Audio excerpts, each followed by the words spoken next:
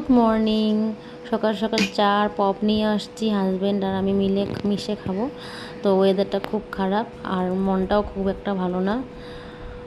মেয়ের এক্সাম চলছে, তো এক্সাম মানে মাসের প্রথম দিন মেয়ে এক্সাম দিতে পারলো না। ওর শরীরটা মাসের প্রথম দিনই শরীরটা খুব খারাপ করলো, তো নিয়ে আসছি আরও স্কুল থেকে। মাদের ঘরে একটু ভাত খাওয়াই দিচ্ছি, শরীরটা খুব খারাপ। তো মা বলছে নিয়ে আসো, আমি একটু ভাত খাওয়াই দিই ওকে। তো ও খাচ্ছে না, তো ডক্টর দেখায় নিয়ে আসছি। একটু শুয়ে আছে, ডক্টর দেখিয়ে শরীরটা একটু ভালো লাগছে। গতকাল থেকে শরীরটা খারাপ করেছে, কিন্তু আজকে একটু বেশি খারাপ করেছে। মাসের প্রথম দিনে ওর শরীরটা বেশি খারাপ করলো, জানি না পূজাতে কেমন থাকবে।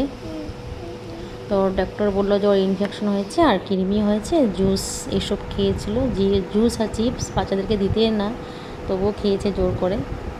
তো এইসব মেডিসিন দিয়েছে, তো এগুলি খাওয়ানো হয়েছে অল্প, তাই একটু আরাম পেয়েছে।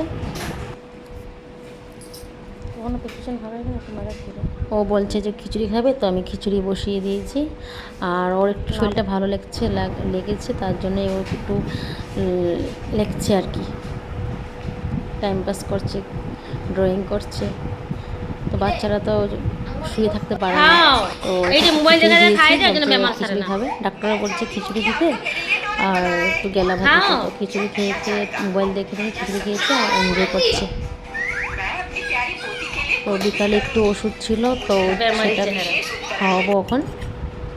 খাওয়ানোর পর শরীরটা প্রায় মোটামুটি ভালোই হয়ে যাবে লাগছে। তো আমারও অনেক খিদে পেয়েছে, আমিও চা মিষ্টি নিয়ে বসিয়ে গিয়েছি। আর ওর শরীরটা ভালো লাগছে, তো ওরও একটু পড়তে বসালাম।